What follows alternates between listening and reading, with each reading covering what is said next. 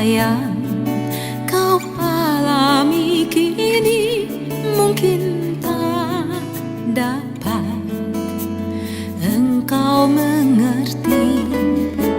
Satu hal tanamkan di hati, indah semua yang Tuhan beri. Tuhanmu tak akan memberi ular beracun pada yang minta roti. Cobaan yang engkau alami tak melebihi kekuatanmu. Tangan Tuhan sedang merendah suatu karya yang agung mulia. Saatnya kan tiba nanti, kau lihat pelangi kasih-Nya.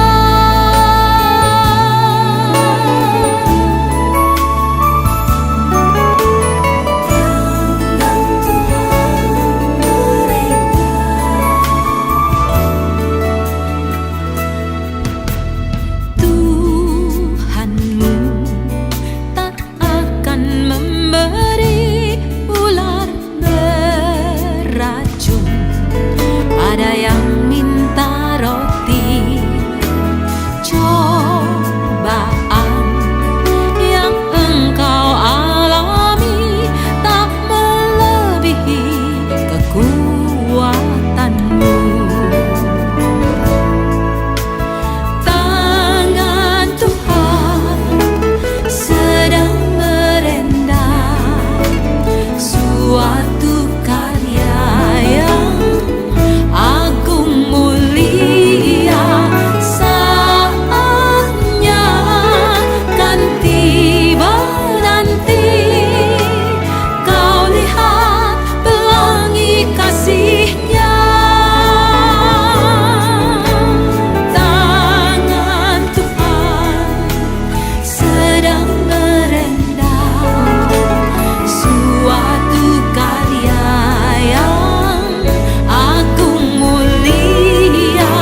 Saatnya kan tiba nanti, kau lihat pelangi kasih-Nya. Kau lihat pelangi kasih-Nya. Kau lihat pelangi kasih-Nya.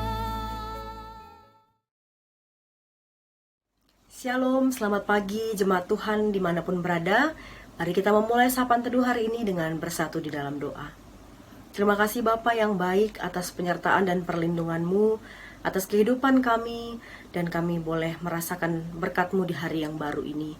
Tuhan, sebentar kami akan mendengarkan sedikit dari firman Tuhan, biarlah ini boleh menjadi pegangan bagi kami dalam menjalani hari-hari kami, agar kami senantiasa mengingat firman Tuhan, dan biarlah Roh Kudus-Mu yang memampukan kami. Dalam nama Yesus kami berdoa. Amin. Yesaya 48 ayat 21. Mereka tidak menderita haus ketika Ia memimpin mereka melalui tempat-tempat yang tandus. Ia mengeluarkan air dari gunung batu bagi mereka. Ia membelah gunung batu, maka memancarlah air. Bapak Ibu Saudara yang terkasih, kami harap kita semua masih tetap dalam keadaan penuh semangat dan penuh pengharapan apapun yang kita sedang alami saat ini. Kita baru saja membaca tentang tempat tandus, di mana pada masa perjanjian lama, tempat-tempat tandus itu adalah gurun, dan itu satu hal yang lumrah kehidupan bangsa Israel, banyak melewati daerah gurun karena sebagian besar daerah Timur Tengah termasuk Israel sendiri adalah daerah gurun. Jadi tempat-tempat tandus itu, gurun itu identik sekali dengan situasi yang gersang, berdebu, berbahaya, kering dan juga panas. Tidak ada orang yang akan betah ataupun memilih untuk hidup di gurun sebenarnya. Tetapi ketika dipimpin oleh Tuhan, perjalanan mereka melalui tempat tandus yaitu gurun itu, dikatakan dalam Yesaya 48 mereka tidak menderita haus. Ini adalah gambaran bagaimana Tuhan membiarkan ataupun mengizinkan bangsa Israel melewati masa-masa sulit, tetapi Tuhan tidak pernah meninggalkan mereka, termasuk dalam pembuangan ini. Karena Yesaya 48 adalah bagian dari Deutero Yesaya yang dilatar belakangi oleh masa-masa pembuangan itu.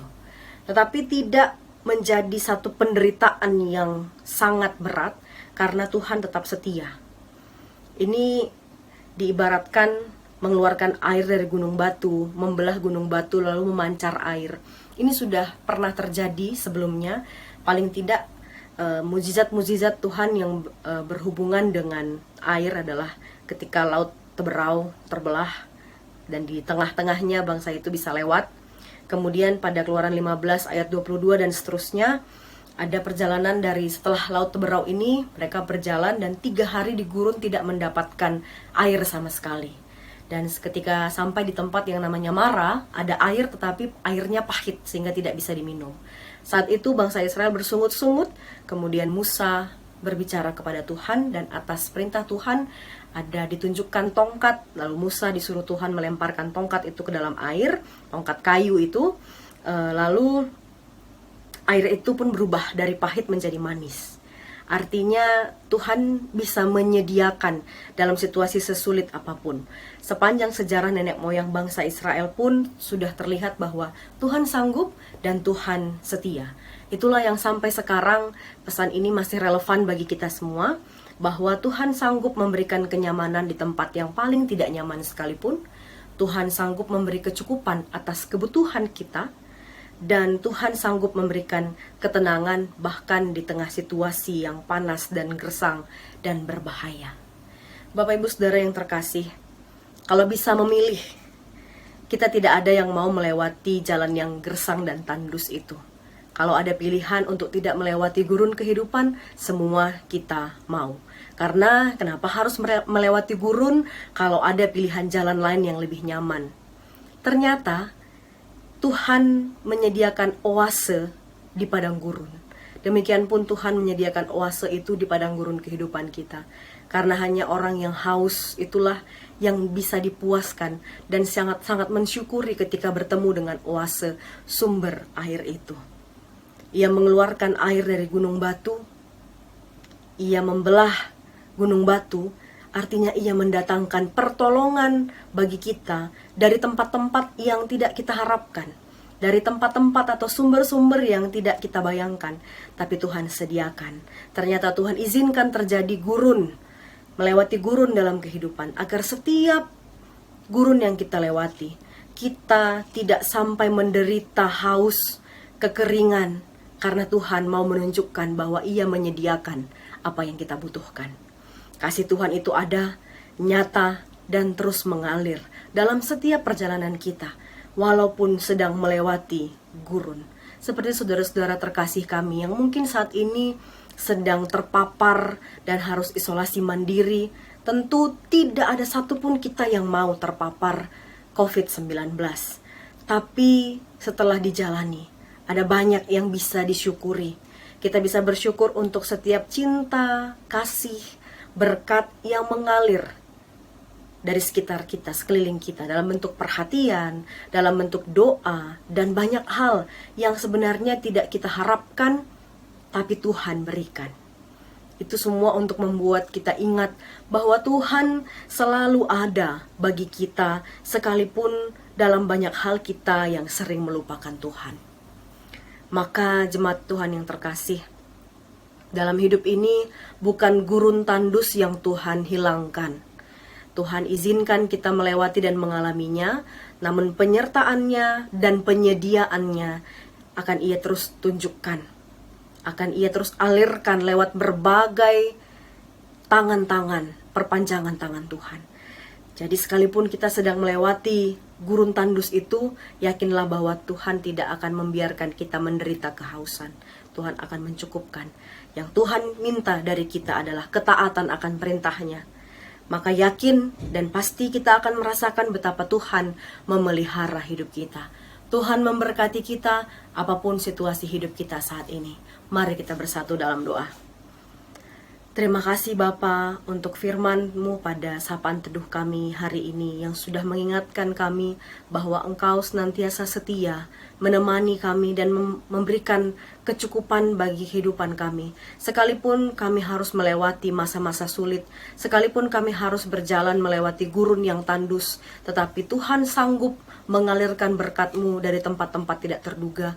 Tuhan sanggup menyediakan apa yang kami butuhkan. Ini Tuhan yang menjadi pegangan kami, agar kami tidak pernah kehilangan pengharapan, tetapi kami boleh juga terus berharap pada Tuhan dan menjadi berkat juga bagi sesama kami. Bapa di dalam surga, pada hari ini kami bersatu hati berdoa bagi Runggun Balikpapan. Tuhan kiranya memberkati Runggun Balikpapan, baik pendeta kami Brahmana dan keluarga, pertua, diaken, dan semua keluarga, dan juga pengurus-pengurus kategorial PJJ. Tuhan berkati juga jemaatnya, supaya setiap anggota Runggun Balikpapan boleh Engkau lindungi, Engkau cukupkan kebutuhannya, Engkau berkati pelayanan gerejamu ini Tuhan untuk boleh menjadi berkat bagi jemaat dan bagi orang-orang di sekitarnya. Tuhan senantiasa memberkati gerejamu Runggun Balikpapan. Bapa, kami akan mengakhiri sapaan teduh kami ini dan kami akan melanjutkan aktivitas kami hari ini. Biarlah Tuhan senantiasa menyertai dan menemani kami. Di dalam nama Yesus kami berdoa dan mengucap syukur. Amin.